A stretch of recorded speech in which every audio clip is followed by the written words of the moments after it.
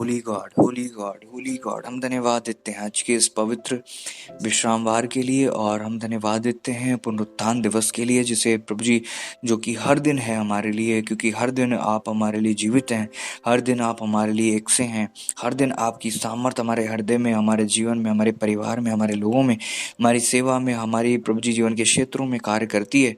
हम धन्यवाद देते हैं, आपने हर एक बुराई से हमें बचाया, आपकी वाणी हमें मिले और हम सुने, आशीषित हों, आजाद हों। प्रभु यीशु मसीह जी के नाम में दुआ को मांगते हैं। मत्ती रचित सुसमाचार उसका 28वां अध्याय पहले पद से आगे इस रीति से लिखा है। सब्त के दिन के बाद सप्ताह के पहले दिन पौ फटते ही मरियम मगदलिनी और दूसरी मरियम कब्र को देखने आई, और देखो एक बड़ा भूकंप हुआ, क्योंकि प्रभु का एक दूत स्वर्ग से उतरा और पास आकर उसने पत्थर को लुका दिया और उस पर बैठ गया। उसका रूप बिजली का सा और उसका वस्त्र पाले के समान उज्जवल था। उसके भय से पहरुए कांप उठे और मृतक समान हो गए। स्वर्गदूत ने स्त्रियों से कहा, मत डरो, मैं जानता हूं कि तुम यीशु को जो क्रूस पर चढ़ाया गया था ढूंढती हो। वह यहाँ नहीं है, परंतु अपने वचन के अनुसार जी उठा है। आओ, यह स्थान देखो जहां प्रभु पड़ा था, और शीघ्र जाकर उसके चेलों से कहो कि वह मृतकों में से जी उठा है, और वह तुमसे पहले गलील को जाता है, वहां उसका दर्शन पाओगे। देखो, मैंने तुमसे कह दिया।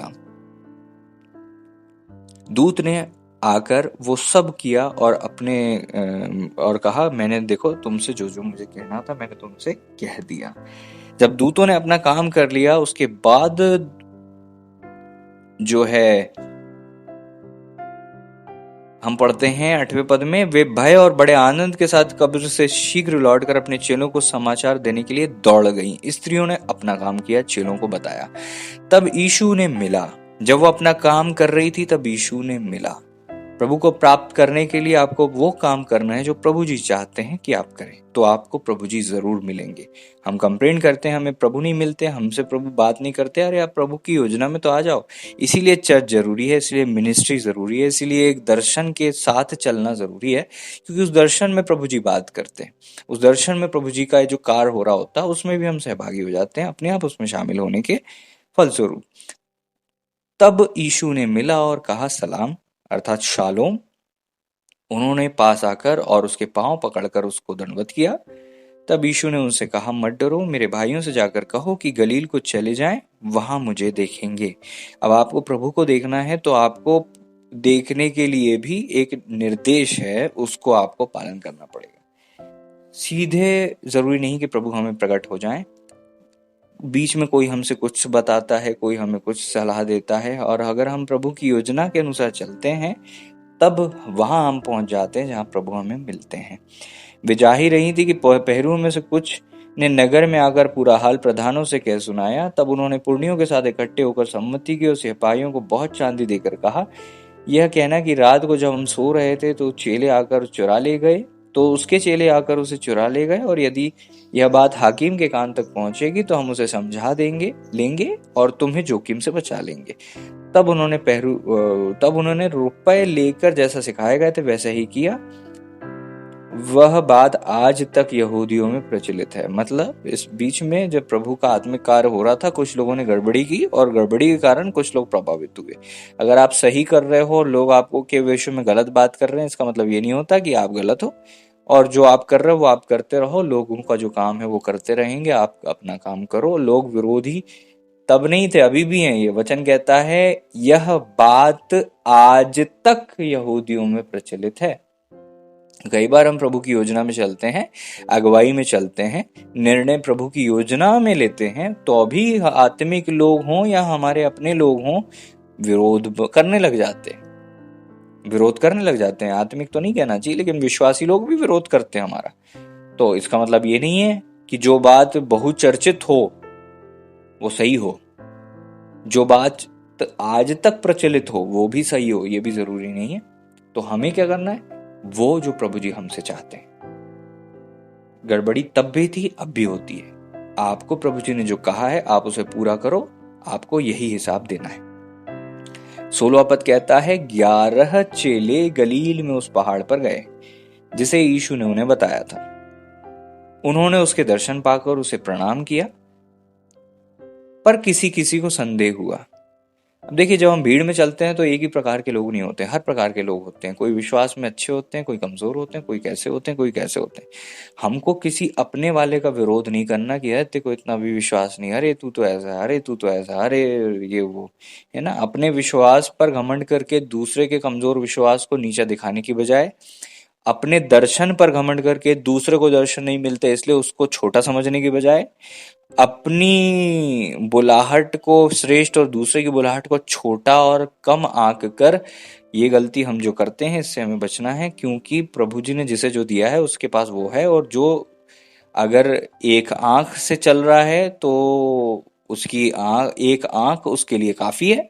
हम 2 आंख से चल रहे हैं तो हमारी 2 आंख हमारे लिए काफी है, बशर्ते वो प्रभु की ओर से हो, बशर्ते वो प्रभु की योजना में हो, बशर्ते वो कमजोरी हमने नहीं ला दी हो अपने ऊपर, हमारी गलती से ना हो, बल्कि प्रभु की योजना में ही हो। क्योंकि कोई अंधे जन्मते हैं तो हम नहीं कह सकते अरे तू तो अंधा है, वो जन्मा ही ऐसा है। वो प्रभु के हाथों में है ना। प्रभु तो कभी भी किसी की भी आंख खोल सकते हैं, तो प्रभु जी के हाथों में है। वो अंधा रहकर भी प्रभु की सेवा कर सकता है। कुछ अंधों ने जो है लोगों को बताया होगा, कुछ कोढ़ियों ने प्रभु के बारे में बताया होगा लोगों को। किसी है ना, किसी ने कैसे बताया, किसी ने कैसे बताया। हर आदमी अपनी सेवा कर सकता है। जिसके अंदर हजारों आत्माएं थी, बाद में उसने भी जाकर पूरे गिरासिनियों के प्रदेश में प्रचार किया होगा। जब वो ठीक हो गया तो हर आदमी को प्रभु जी इस्तेमाल कर सकता है। किसी का अंधापन भी गवाही का कारण होता है, किसी का लूला लंगड़ापन भी गवाही का कारण होता है, और किसी का कम विश्वास करना भी बाद में गवाही का कारण हो सकता है। प्रभु जी के हाथों में सब है। हम जो नहीं समझते उसे हम अपने हाथों में ना लें, बेहतर है जो हमें दिया गया है उसे हम पूरा करें। आपस में उलझने की बजाय हमारा शत्रु शैतान जो है उसके विरोध से हमें बचना है, ना कि अपने ही प्रियों का विरोध करना। प्रभु जी का धन्यवाद हो, आज पुनरुत्थान दिवस है। प्रभु जी ने हमारे लिए अपनी जान दी और तीसरे दिन वापस जिंदा हो गए, और आज वह दिन हम मनाते हैं। ना सिर्फ आज ही वो दिन है, बल्कि हर दिन वो दिन है जब प्रभु का पुनरुत्थान हो चुका है। और प्रभु का पुनरुत्थान आज से 2000 साल पहले हो चुका था, तो आज हम क्यों मना रहे हैं? क्योंकि हम याद करना चाहते हैं जो जो प्रभु ने किया। हम याद करना चाहते हैं प्रभु की हर एक उस वेदना को, और हम याद करना चाहते हैं प्रभु के जी उठने को। क्योंकि हम कहीं ना कहीं भूल जाते हैं, अगर साल में एक बार हम ये भी नहीं मनाएं, ये भी नहीं माने, तो लोग तो क्या पता प्रायश्चित कर भी पाएंगे कि नहीं। कितने विश्व भर में लोग प्रायश्चित करते हैं, उपवास रखते हैं, पुनरुत्थान दिवस मनाते हैं, एंजॉय करते हैं। एंजॉय का मतलब है आत्मिक उन्माद प्राप्त करते हैं आत्मिक रीति से कि प्रभु हमारे लिए जी उठा है। आज का ये दिन विशेष रूप में हमारे अंदर भी आत्मिक उन्माद है और खुशी और आनंद है कि हमारे प्रभु ने हमारे लिए अपनी जान देकर जिंदा हो गए, और प्रभु का पुनरुत्थान की सामर्थ हमारे जीवन में कार्य कर रही है। आज से हमें इस पुनरुत्थान की सामर्थ के लिए ना सिर्फ जश्न मनाने की जरूरत, जश्न अर्थात आनंदित होने की जरूरत है, बल्कि हमें उस पुनरुत्थान की सामर्थ को अपने जीवन में लागू भी करने की जरूरत है। क्योंकि प्रभु हमारे लिए मृत्यु को चख कर जिंदा हो गए, तो अगर हम उस जीवन को प्राप्त ना करें जो प्रभु में हमें मिलता है मुफ्त में, तो प्रभु को दुख होता है। प्रभु की पुनरुत्थान की सामर्थ को अगर हम लागू ना करें और हम ऊपर से ही बस मिठाई और है ना समोसे गुलाब जामुन खा लें, और हम उसकी सामर्थ को ही ग्रहण नहीं करें, उसे लागू ना करें, उसे प्रदर्शित ना करें, हमारे जीवन से दूसरों में ना बहे, हमारे जीवन से दिखाई ना दे, और प्रभु से हम न प्राप्त करें उसको जो हमारे लिए मुफ्त में हाजिर है, मुफ्त में उपस्थित है। हालांकि मुफ्त थी नहीं, लेकिन प्रभु ने कीमत अदा करके हमें मुफ्त में दी है, अनुग्रह से दी है। तो छोटा ना समझ के उसको हम जब लागू करेंगे, इम्प्लीमेंट करेंगे, खाएंगे। एक माँ ने अपना खाना बना दिया और बच्चा रो रहा है मुझे खाना खाना खाना खाना, माँ बोल रही है तेरे आगे थाली रखी है, उसको कौर बना और अपने मुंह में डाल ले। आज हमारे पास सब पका पकाया मिल गया, हमें सब अनुग्रह से मिल गया। प्रभु ने अपने आत्मा से भर दिया, सामर्थ से भर दिया, अभिषेक से भर दिया, सब कुछ है। उसके बाद भी हम रो क्यों रहे? पुनरुत्थित प्रभु हमारे साथ है, पुनरुत्थान की सामर्थ हमारे साथ है, फिर भी हम रो क्यों रहे? क्योंकि हम अपनी जवाबदारी पूरा नहीं कर रहे हैं। प्रभु को प्रसन्नता इससे नहीं होती है कि हम बस खुश रहे मन ही मन की, यार चलो यार आज तो पुनरुत्थान दिवस है और हम आनंदित रहे। प्रभु को खुशी इससे मिलती है कि मेरे पुनरुत्थान की सामर्थ को तुम कितना अप्लाई कर रहे हो, कितना यूज कर रहे हो, कितना लगा रहे हो, कितना अपने घर में ले रहे हो, कितना अपनी सेवा में ले रहे हो।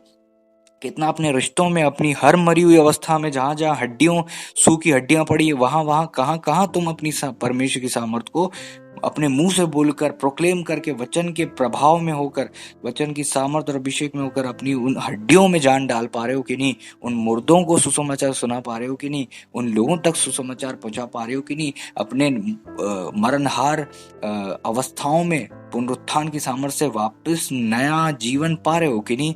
नई सामर्थ पा रहे हो कि नहीं? ये प्रभु जी को देखते हैं प्रभु जी, और यही प्रभु जी चाहते हैं। और पुनरुत्थित होकर प्रभु जी ने ये नहीं कहा कि अब चलो जाओ भाई तुम आनंदित रहो, और जिसको मच्छी पकड़ना मच्छी पकड़ो, जिसको जो करना है करो। प्रभु जी ने ये नहीं कहा। वो सब जरूरी है, मछली पकड़ने में पाप नहीं है, अपने काम करने में पाप नहीं है, अपनी बुराई, अपनी किसी चीज को काम को करने में बुराई नहीं है। लेकिन हमारे लिए जो पुनरुत्थित प्रभु ने पुनरुत्थित होकर जो चीज बोली वो सबसे ज्यादा जरूरी है। वो क्या बोली? 16 पद कहता है, 11 चेले गलील में पहाड़ पर गए जिस पर यीशु ने बताया था। उन्होंने उसके दर्शन पाकर उसे प्रणाम किया। किसी किसी को संदेह हुआ। यीशु ने उनके पास आकर कहा, स्वर्ग और पृथ्वी का सारा अधिकार मुझे दिया गया है, इसलिए तुम जाओ, सब जातियों के लोगों को चेला बनाओ और उन्हें पिता और पुत्र और पवित्र आत्मा के नाम से बपतिस्मा दो, और उन्हें सब बातें जो मैंने तुम्हें आज्ञा दी है मानना सिखाओ। और देखो, मैं जगत के अंत तक सदा तुम्हारे संग हूं। और उन्हें सब बातें जो मैंने तुम्हें आज्ञा दी है मानना सिखाओ। और देखो, मैं जगत के अंत तक सदा तुम्हारे संग हूं। जगत के अंत तक मैं सदा तुम्हारे संग हूं। प्रभु पुनरुत्थित हो गए। प्रभु ने महान आदेश दिया, जाओ। हमारी जवाबदारी पुनरुत्थान की सामर्थ को लेकर घर बैठने की नहीं है, बल्कि जाने की है, निकलने की है, बताने की है, प्रचार करने की है, सुसमाचार सुनाने की है, बपतिस्मा देने की है, आज्ञा मानना सिखाने की है, और उन्हें प्रभु के लायक बनाने की है, प्रभु के चेले बनाने की है। और प्रभु ने वादा किया है, प्रभु जगत के अंत तक हमारे संग है, तो हमें किसी से डरने की भी जरूरत नहीं है। पुनरुत्थान की सामर्थ हमारी मरणहार देह में उतरती है, तो हमें पुनरुत्थित करके वापस हमें वो महान आदेश पूरा करने के लिए प्रेरित और जागृत करती है जो प्रभु ने हमारे लिए किया। प्रभु क्यों जी उठे? ताकि वो कार्य जो प्रभु जी को करना था, वापस अपना लहू लेकर प्रभु परमेश्वर के पास गए। परमेश्वर के पवित्र मंदिर जो स्वर्ग में है, हमारे लिए उन्होंने वहां पर विनती की, बलिदान चढ़ाया, और प्रभु हमारे लिए सदा काल के महायाजक के रूप में वहां पर आज भी उपस्थित हैं। प्रभु ने अपना तो सब कर लिया। अब जवाबदारी, जरूरत और रिस्पॉन्सिबिलिटी हमारी है कि हम वो महान आदेश पूरा करें, सुसमाचार प्रचार करें, पुनरुत्थान की सामर्थ को अपने जीवन में लागू करके दूसरों को भी उसमें भागी करें। ये हमारी सेवा है। और ये अगर हम नहीं करते, एक दिन हम मिठाई खाकर बाकी सारे 364 दिन भूल जाते हैं पुनरुत्थान दिवस को, पुनरुत्थान की सामर्थ को, तो हम यूज नहीं कर रहे हैं, मतलब हम मिसयूज कर रहे हैं। किसी चीज का यूज नहीं करना मतलब उसके लिए ऐसा होता है कि आपने उसको मिसयूज किया, क्योंकि आपने वो सामर्थ को जहां लगाना था नहीं लगाई, इसलिए शत्रु ने अपनी सामर्थ को वहां लगा दी और गड़बड़ कर दिया। पुनरुत्थान की सामर्थ के भूखे प्यासे कितने लोग हैं? हजारों, करोड़ों, अनगिनत लोग हैं, जिनको आप जाके बस इतना बोल दो, यीशु चंगा करता है, यीशु के नाम में ठीक हो जाओ, यीशु के नाम में सब हो जाएगा, यीशु के नाम में करो, तो आप देखो कि आप उनके जीवन में कितनी बड़ी सहायता भेज देते हो। हम ये नहीं देखते कि प्रभु की सामर्थ इतनी है कि हम टूटे फूटे शब्दों में भी बोलेंगे तो काम करेगी। हम सोचते हैं पहले हम बोलना तो सीखें, तब जाके हम प्रचार करेंगे। हम हमेशा ये देखते हैं कि हम लायक हैं कि नहीं। हम ये नहीं देखते कि प्रभु की सामर्थ इतनी ज्यादा बड़ी है कि हम लायक हो भी नहीं तो भी प्रभु की सामर्थ में इतनी पावर है कि प्रभु के नाम के द्वारा काम हो जाते हैं, चाहे हम उसको करने के उपयोगी पात्र बने हैं कि नहीं बने हैं। इसलिए प्रभु हमें आशीष दें, इस वचन को ना भूलें। आज से पुनरुत्थान की सामर्थ को प्रैक्टिकल लागू करो, तो प्रभु को प्रसन्नता मिलेगी। प्रभु जी हम सबको आशीष दें, हमारी रक्षा करें। God bless you all. थोड़े समय में प्रभु जी ने हमें अनुग्रह दिया कि हम बैठ सकें, दुआ कर सकें। प्रभु जी को धन्यवाद दें। आइए हम प्रभु की सिखाई प्रार्थना करें। हे हमारे पिता, आप जिस स्वर्ग में, आपका नाम पवित्र माना जाए, आपका राज्य आए, आपकी इच्छा जैसे स्वर्ग में पूरी होती है वैसे ही इस पृथ्वी पर भी पूरी। हमारे दिन भर की रोटी आज हमें दीजिए, और जैसे हमने अपने अपराधी को क्षमा किया वैसे ही हमारे अपराधों को भी आप क्षमा कीजिए, और हमें परीक्षा में ना लाइए परंतु बुराई से बचाइए, क्योंकि राज्य, पराक्रम और महिमा सदैव आप ही की है। आमीन। Thank you Lord. अब हमारे परमेश्वर पिता का प्रेम, पुत्र प्रभु यीशु मसीह जी का अनुग्रह और प्रभु पवित्र आत्मा परमेश्वर जी की गहरी संगति सहभागिता हम सभी विश्वासी गणों के साथ प्रभु जी के दूसरे आगमन तक गानी होती रहे। प्रभु आप सबको आशीष दें, आपकी रक्षा करें, हफ्ता भर आशीषित हों, प्रभु के पुनरुत्थान की सामर्थ को ग्रहण करें, प्रभु की आशीष हम सब पर उतरे, प्रभु के पुनरुत्थान की सामर्थ भी हम ग्रहण कर सकें, और प्रभु का अनुग्रह हम पर ऐसा हो कि हम आशीषित हों। God bless you all. प्रभु आप सबको आशीष दें, आपकी रक्षा करें। Praise the lord. प्रभु आशीष दें, आपकी रक्षा करें। थोड़े समय में मुश्किल से हमने 15 मिनट का ये छोटा सा प्रचार हुआ है, आपने इसे सुना है, अपने जीवन में लागू करें। God bless you all. आमीन। सब लोग ध्यान रखें कि अपनी अपनी भेंटें और दशवांश आप लोग रेगुलर दें, ताकि प्रभु की सेवा हो और रुकावट नहीं हो। और प्रभु का धन्यवाद है जिन लोगों के लिए जो भी अपनी संडे की भेंटें भी देते हैं, और वो सब इकट्ठा हो रहा है ताकि हम चर्च में बेहतर से बेहतर सुविधाओं का लाभ उठा सकें और प्रभु हमारी कलीसिया को भी उन्नति दें और ऊंचा उठ सकें। God bless you all. अपनी अपनी जवाबदारी को पूरा करें और अपनी मुट्ठी खोलें। God bless you all. प्रभु आप सबको आशीष दें, आपकी रक्षा करें। आमीन।